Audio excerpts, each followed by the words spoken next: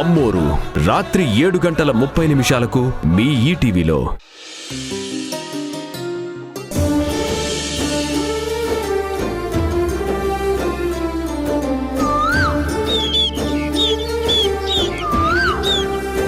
ఒకరోజు కొడుకు కోడలు గొడవ పడుతూ కోడలు నా కొడుకుని చంపేసిందని, వాడు చేస్తూ కోడల్ని చంపేశాడని అబద్ధం చెప్పి మీ అందరినీ కూడా నేనే నమ్మించాను.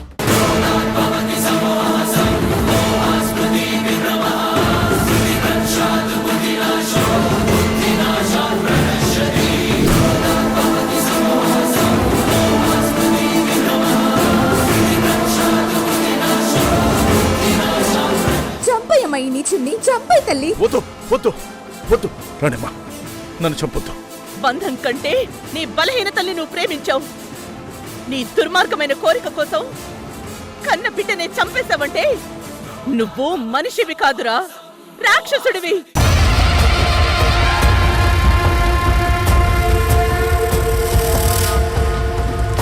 నీ దుర్మార్గాన్ని కప్పిపుచ్చడానికి కోడలు వ్యక్తిత్వం మంచిది కాదని జనాల్ని నమ్మించావు. ఈ ప్రపంచంలో ఇంతకంటే నీచమైన బుద్ధి ఇంకోటి ఉండదురా. అమ్మా, ఇప్పుడు కూడా వీడు ప్రియని బలాత్కారం చేయబోయాడు. అవునత్తయ్య, తెలుసు తెలుసు. ఆ రోజు రాత్రి ప్రియని ఎత్తుకెళ్లిన వాడు కూడా వీడే. కానీ ఆ రోజు ప్రియకి నిద్రలో నడిచే అలవాటుందని కప్పిపుచ్చుకున్నాడు.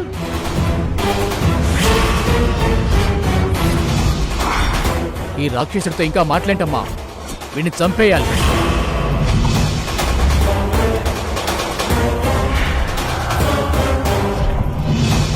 ఇలాంటి నరకాసురుడు భూమి మీద బతకడానికి అర్హత లేదు. చంపేయాలి, చంపేయాలి. వద్దు వద్దు, నన్ను చంపొద్దు, నన్ను చంపొద్దు. వద్దు వద్దు వద్దు. చిచ్చి, వీడి మాటలు నమ్మి పాపం ఇతని కోడలి గురించి చెడుగా మాట్లాడుకున్నాం. శ్మశాన వాటికలో పూడ్చకూడదని చెప్పి మేమందరము అడ్డుకున్నాం. ఆ పతివ్రత పాపం నిందలు మోస్తూనే ఈ దుర్మార్గుడి చేతుల్లో బలైపోయింది. ఇంక ఒక్క క్షణం కూడా ఆలస్యం చేయొద్దు తల్లి. చంపేయమ్మ వాణ్ణి.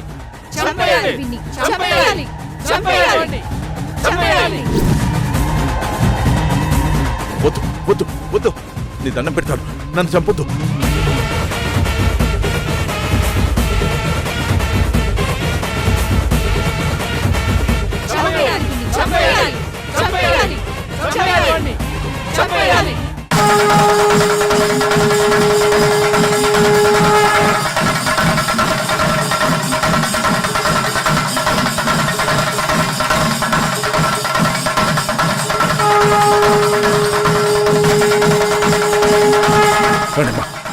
నన్ను చంపొద్దు, నన్ను చంపొద్దు.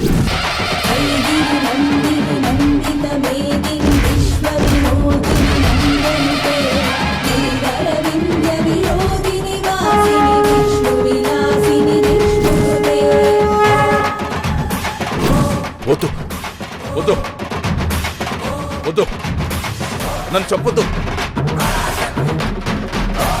చంపమ్మా, చంపే అత్తయ్య, చంపేసే అత్తయ్య.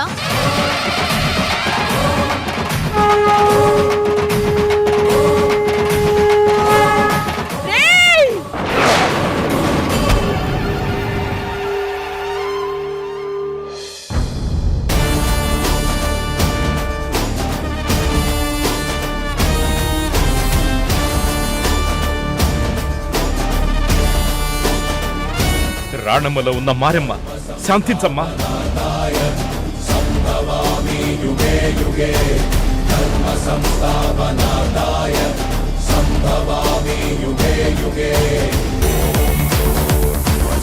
వీణ్ణి శిక్షించడానికి పోలీసులున్నారు, చట్టాలు కోర్టులు ఉన్నాయి. వాళ్ళకి పట్టించేద్దాం, వాళ్ళు చూసుకుంటారు. నువ్వు శాంతించు. పూర్ణమద పూర్ణమిదం పూర్ణాత్ పూర్ణముదచ్యతే. ఓం శాంతి శాంతి శాంతి. ఎస్ఐ గారు అరెస్ట్ చేసి తీసుకెళ్ళండి. Constable arrest him.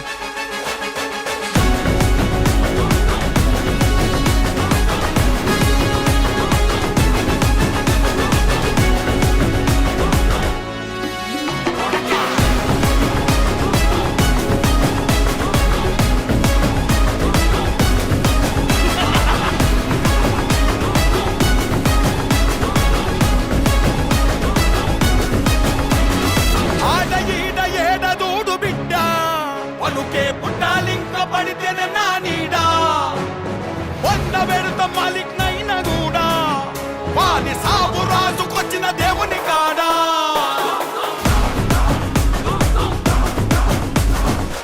తెల్ ఉడుకుతుంది సారబట్టిలో మా గంట తడే చుప్పలికే ఆయా ఆయాషే ఇక నాలుగది పట్టు పట్టులో నీ పంచతడే చుప్పలికే ఆయా ఆయాషే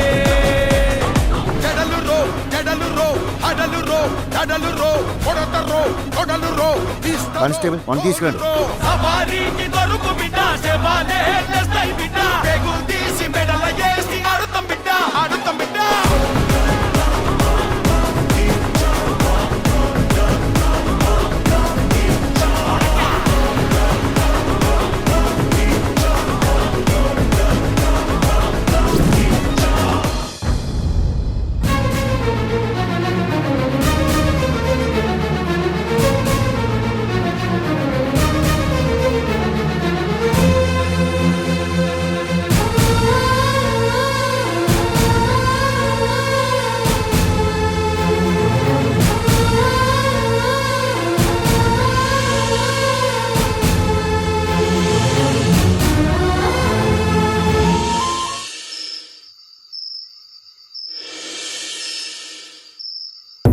ఆ దుర్మార్గుణ్ణి పట్టించడానికి ఎక్కడి నుంచో వచ్చిన మారెమ్మ తల్లివమ్మ నువ్వు. వైద్యానికొచ్చిన కొందరి భార్యలు మరణిస్తే దానికి కారణం ఏమో ఏంటో అనుకున్నా. ఇప్పుడు అర్థమైంది దానికి కారణం ఈ రాక్షసుడే అని. ఈ ఊర్లో కొందరు అమ్మాయిల జీవితాల్ని నాశనం చేసినట్టున్నాడు ఈ రాక్షసుడు. మమ్మల్ని కాపాడటానికి వచ్చిన మీ రుణం ఎప్పటికీ తీర్చుకోలేము తల్లి. అయ్యో మీరిలా దండాలు పెట్టి నన్ను దేవతను చేయకండి. ఆ దుర్మార్గుణ్ణి నా చేతులతో పట్టుకోవాలని రాసి పెట్టుంది అంతే. మిగతాదంతా అమ్మవారి దయ. పోలీసులతో మేము అన్ని విషయాలు మాట్లాడాం. ఈ వైద్యశాల దీనికి సంబంధించిన ప్రాపర్టీస్ అంతా ప్రభుత్వం స్వాధీనం చేసుకుంటుంది. అక్కడే మీ అందరికీ ఉద్యోగాలు ఇమ్మని మీరంతా వెళ్లి కలెక్టర్ గారికి వినతి పత్రం ఇవ్వండి. అలాగే అండి. బయలుదేరు.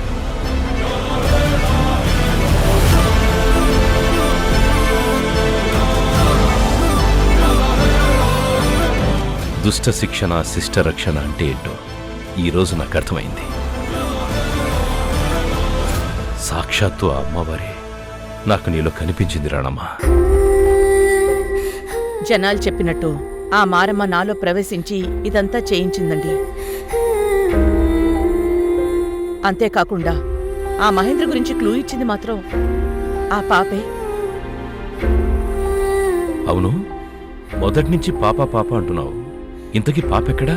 పాప ఇక్కడ ఎక్కడో ఉంటుందండి. పాపా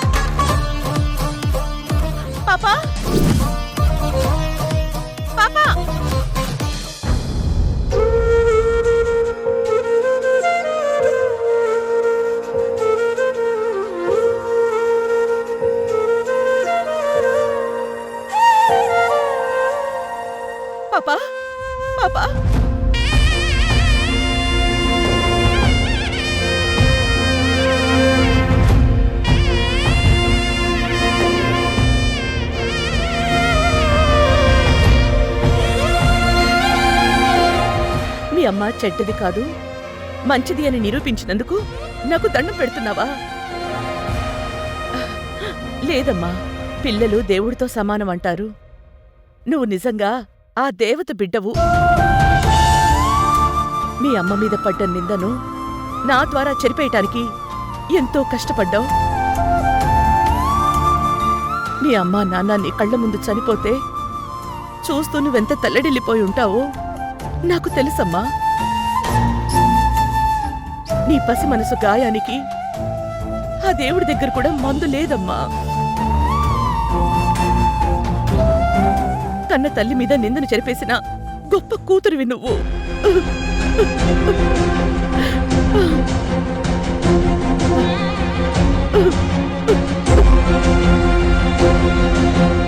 దేవతలా వచ్చి నువ్వే నాకు దారి చూపించావు. నేనే నీకు దండం పెట్టి నీ దగ్గర ఆశీర్వాదం తీసుకోవాలి.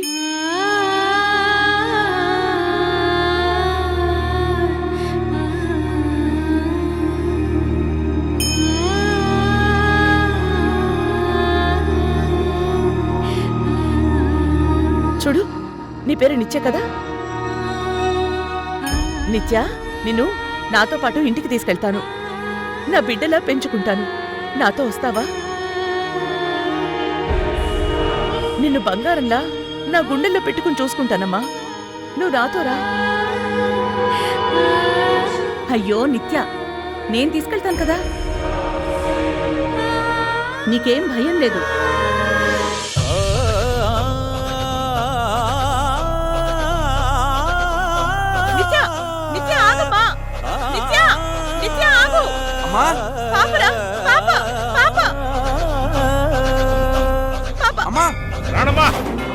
ఏమైందమ్మా? పాప వెళ్ళిపోతుంది. ఏమైంది రాణమ్మా? పాప నా దగ్గరకు వచ్చింది, నాకు థ్యాంక్స్ చెప్పింది. మనతో పాటు తీసుకెళ్తానని అడిగితే పారిపోయిందండి. నిత్య, నిత్య!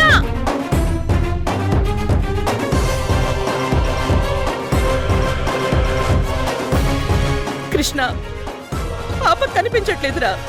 నాకు పాప కావాలి. మనం తనని ఇంటికి తీసుకెళ్ళాలి. వెతకండి, నేను పాపను చూడాలి. ఆ పాప నాకు కావాలి కృష్ణ. అమ్మా, రాణమ్మా చనిపోయిన తన వాళ్ల మీద పడ్డ నిందను చెరిపే ప్రయత్నం కోసం ఎంతో కాలంగా పాప ఎదురు చూసింది.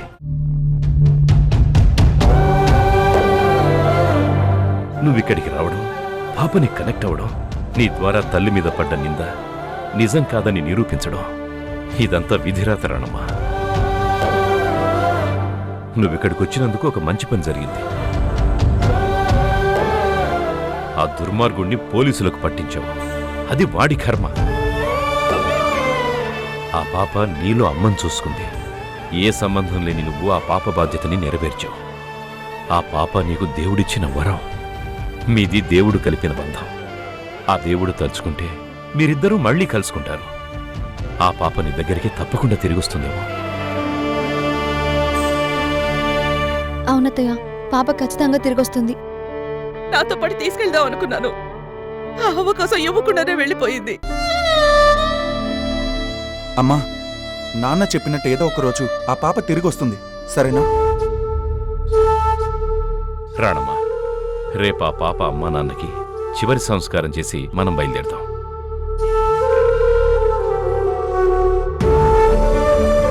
పద రాణమ్మా, పద.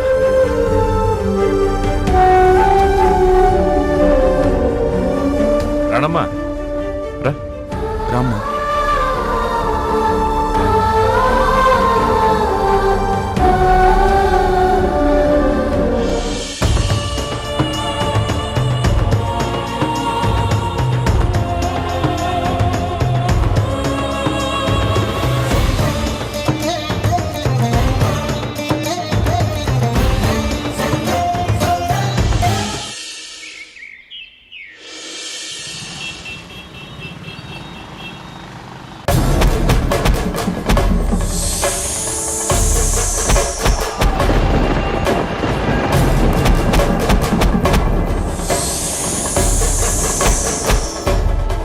ఓడిపోయాను. నాగమణిని చేజెక్కించుకోవడంలో ఘోరంగా ఓడిపోయాను. భూత ప్రేత దృష్టి దోష నివారణి యంత్రం, సిరి సంపదలకు అదృష్ట రేఖ నా నాగమణి. అపార శక్తితో నిత్య నూతన సూర్య కాంతితో నా తల మీద కొలువై మెరిసే నా నాగమణిని ఆ రాణమా నా దగ్గర నుంచి లాక్కుంది. నా పగ ప్రతీకారాలను తీర్చుకోలేక అవమాన భారంతో దహించుకుపోతున్నాను. నా నాగమణి లేని ఈ శిరస్సు ఎందుకు? పగ తీర్చుకోలేని ఈ దేహం ఎందుకు? తామసి, ఏం చేస్తున్నావు? నా జ్ఞాపక దక్షక ఓటమి అవమానాలతో దహించుకుపోతున్నాను. తామసి, ఏంటి పిచ్చి పని? నువ్వు సర్పరానివి. నీ మీద నీకు నమ్మకం లేదా?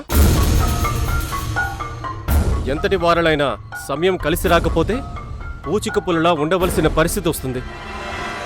ఓటమిని భరించాలి, తప్పదు తామసి. నువ్వు అజ్ఞాతవాసంలో ఉన్నావు. నివ్వురు గప్పిన నిప్పులా ఉండాలి. మానసిక స్థైర్యం కోల్పోకూడదు. మనం పగబడితే పంచభూతాలు సైతం తల వంచుతాయి. అది మన నాగుల చరిత్ర. లేదు తక్షక, ఆ ధర్మతేజ నా కుటుంబాన్ని నాశనం చేశాడు. ఆ కార్తిక నా ఆవాసాన్ని నాశనం చేసింది. వాళ్ల మీద పగపడితే ఆ రాణమ్మ నన్ను ఓడించింది. ఇంత అవమానం నేను భరించలేను. తామసి, శాంతించు, శాంతించు, శాంతించు తామసి. తామసి, మన నాగమణిని సంపాదించడానికి ఒకే ఒక్క మార్గం ఉంది. ఏంటది? అదేంటంటే ఆ కార్తీకను సర్పరూపంలోకి మార్చేయడం. అవును తామసి, కార్తీకను మన నాగజాతి స్త్రీలాగా మార్చేయాలి. తక్షక, మన శత్రువుని మనలో ఎలా కలుపుకుంటాం? మానవులను నమ్మి సర్పరూపం ఇవ్వడం మహాప్రమాదం. ఆ నాగమణిని సంపాదించడానికి అంతకు మించి వేరే దారి లేదు తామసి. ఆ కార్తీకను విషసర్పంగా ఎలా మార్చాలో నేను చెప్తాను. పద. ఆగు తక్షక.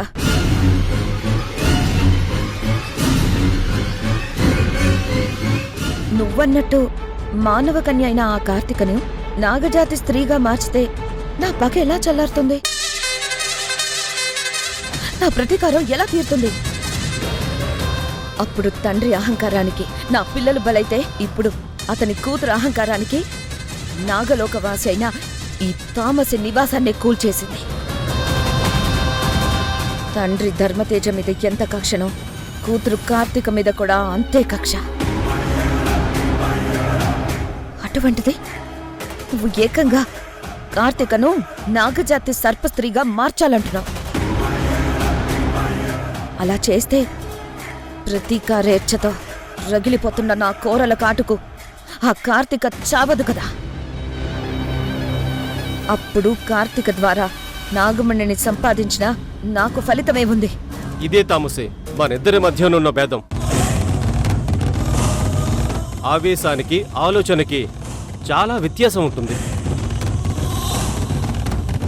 ఆ కార్తీక మానవ కన్య, తనది మానవ శరీరం. మానవులు మన విషాన్ని తట్టుకుని బ్రతకాలంటే వాళ్ళ శరీరాల్లోకి ప్రతిరోజు మోతాదు రూపంలో కొద్ది కొద్దిగా విషం ప్రవేశపెట్టాలి. మనం ఆవేశంతో వేసే కాటులో మన దేహంలోని జీవనాడుల నుండి విషాన్నంతా కోరల్లోకి తెచ్చుకొని నరులను కాటేస్తే అది వెంటనే శరీరమంతా పాకి చనిపోతారు. మన విషాన్ని కొద్ది కొద్దిగా మనుషులకు ఎక్కిస్తే అది నెమ్మదిగా దేహమంతా వ్యాపిస్తుంది. అలా విషాన్ని ఇస్తూ ఉంటే వాళ్ళల్లో ఒక రకమైన వికృతమైన ప్రవర్తన మొదలవుతుంది. పౌర్ణమి గడియలు వచ్చేసరికి ఆ ప్రవర్తన మరింత పెరుగుతుంది. అంతలోపు మనం ఆ నాగమణిని కార్తీక ద్వారా సంపాదించుకుంటే నీ కాటు వేయకుండానే ఒళ్ళంతా విషమైపోయి అటు వచ్చే పౌర్ణమికి తనే చనిపోతుంది. మానవ శరీరాల్లో మన విషం చాలా కాలం ఉండదు. ఆ విషం శరీరాలను కూల్చేస్తుంది. అప్పుడు కూడా నీ పగను తీర్చుకున్నట్టే. ఎందుకంటే కార్తీక శరీరంలో ఉండేది మహోగ్రమైన నీ విషపు బిందువులు. తక్షక, నీ మీద మహోన్నతమైనది. నాగరాజు అనిపించుకున్నావు. ఇప్పుడు నేనేం చేయాలి?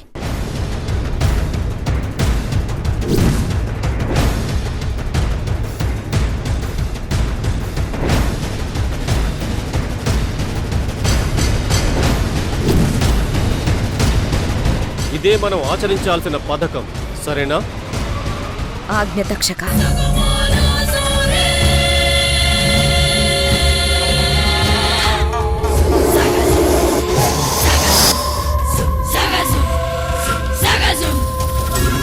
నువ్వు లేక నేను లేను అన్నావు కదా, ఈ క్షణమే ఇప్పుడే నా మెడలో ఈ తాళి కట్టు.